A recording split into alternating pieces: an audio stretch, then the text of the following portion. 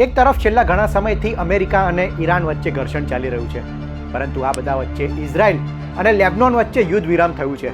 અમેરિકાના રાષ્ટ્રપતિ ડોનાલ્ડ ટ્રમ્પે આ દાવો કર્યો છે. ઇઝરાયલનો આરોપ છે કે લેબનોનનું ફંડિંગ ઈરાન દ્વારા કરવામાં આવે છે, એટલે કે તેની સીધી લડાઈ ઈરાન સામે છે. ઇઝરાયલ કહી રહ્યું છે કે તેની દુશ્મની લેબનોનના લોકો સામે નથી, પરંતુ હિઝબુલ્લા સામે છે. ત્યારે સવાલ એ છે કે શું હવે મિડલ ઇસ્ટમાં યુદ્ધ રોકાશે? તેની વાત આજના ડેઇલી ડોઝમાં કરીએ.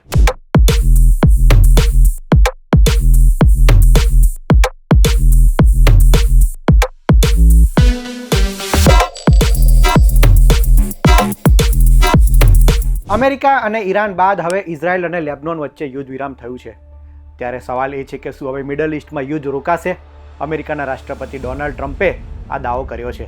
એક પ્રેસ કોન્ફરન્સ દરમિયાન ટ્રમ્પે કહ્યું કે લેબનોન અને ઇઝરાયલના મોટા અધિકારીઓ સાથે અમેરિકાની બેઠક થઈ છે. બંને 3 અઠવાડિયાના સીઝફાયર માટે તૈયાર થયા છે. લેબનોનના રાષ્ટ્રપતિ અને ઈરાનના વડાપ્રધાન આવનાર સમયમાં અમેરિકાની મુલાકાત લઈ શકે છે. બંને પાડોશી દેશોના વડા પહેલાં ક્યારેય મળ્યા નથી. ઇઝરાયલ અને લેબનોનનો વિવાદ પશ્ચિમ એશિયામાં અશાંતિનું મોટું કારણ છે.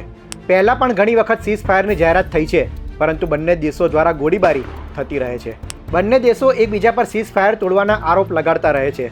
ઇઝરાયલ કહી રહ્યું છે કે તેની દુશ્મની લેબનોનના લોકો સામે નથી, પરંતુ હિઝબુલ્લા સામે છે. હિઝબુલ્લાનો દબદબો લેબનોન આખામાં છે. બીજી તરફ અમેરિકા કહી રહ્યું છે કે હિઝબુલ્લાનો ખાત્મો કરવા માટે લેબનોનની મદદ અમેરિકા કરશે. ટ્રમ્પે સોશિયલ મીડિયા પર લખ્યું છે કે અમેરિકા લેબનોનને હિઝબુલ્લા સામે લડવામાં મદદ કરશે. ઇઝરાયલ અને લેબનોન વચ્ચે સીઝફાયર 3 અઠવાડિયા માટે વધારવામાં આવ્યું છે. મને આશા છે કે ઇઝરાયલના પ્રધાનમંત્રી નેતન્યાહુ અને લેબનોનના રાષ્ટ્રપતિ જોસેફ ઓન ભવિષ્યમાં વાતચીત માટે અમેરિકા આવશે. ઇઝરાયલનો આરોપ છે કે હિઝબુલ્લાને ફંડિંગ ઈરાન દ્વારા કરવામાં આવે છે, એટલે કે તેની સીધી લડાઈ ઈરાન સામે છે. જ્યારે અમેરિકાના રાષ્ટ્રપતિ ડોનાલ્ડ ટ્રમ્પને આ મામલે પૂછવામાં આવ્યું કે હિઝબુલ્લાનું ફંડિંગ ઈરાન દ્વારા બંધ કરવામાં આવશે કે કેમ, ત્યારે ડોનાલ્ડ ટ્રમ્પે નામ લીધા વગર કહ્યું કે તેને ફંડિંગ બંધ કરવું જ પડશે, આ જરૂરી છે. ટ્રમ્પે તો બંને દેશો વચ્ચે સીઝફાયરની જાહેરાત કરી દીધી. હવે વાત કરીએ કે લેબનોન અને ઇઝરાયલના મીડિયા આ અંગે શું કહી રહ્યા છે. લેબનોનના એક મીડિયાએ લખ્યું કે લેબનોન અને ઇઝરાયલ વચ્ચે અત્યારે વાતચીત ચાલી રહી છે. લેબનોનના મુખ્ય 4 મુદ્દા છે. લેબનોનનો પહેલો મુદ્દો છે કે ઇઝરાયલના હુમલાઓ સંપૂર્ણપણે બંધ થાય. બીજું કે ઇઝરાયલના સૈનિકો લેબનોનને છોડી દે. લેબનોનના કેદીઓને ઇઝરાયલ દ્વારા મુક્ત કરવામાં આવે અને બોર્ડર પર લેબનોનના સૈનિકો તૈનાત રહેશે. આ રિપોર્ટમાં એમ પણ કહેવામાં આવ્યું છે કે ઇઝરાયલના વિદેશ મંત્રીએ કહ્યું છે કે હિઝબુલ્લાને ખત્મ કરવા લેબનોન તેનો સાથ આપે. લેબનોનની મીડિયાએ કહ્યું કે લેબનોન અને ઇઝરાયલ વચ્ચે ફક્ત એક જ કાંટો છે, જે છે હિઝબુલ્લા.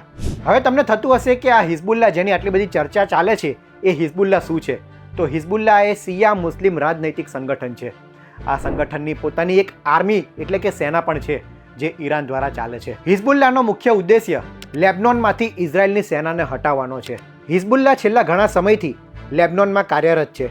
હિઝબુલ્લાએ ઇઝરાયલ પર હુમલા શરૂ કર્યા બાદમાં બંને દેશો વચ્ચે ઘર્ષણ વધ્યું. અન્ય દેશોમાં પણ ઇઝરાયલી નાગરિકો પર હુમલામાં આ સંગઠનનું નામ આવતું રહ્યું છે.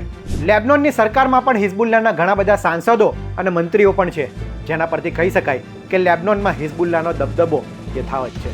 હવે વાત કરીએ કે ઇઝરાયલની મીડિયા આ સીઝફાયર વિશે શું કહી રહી છે.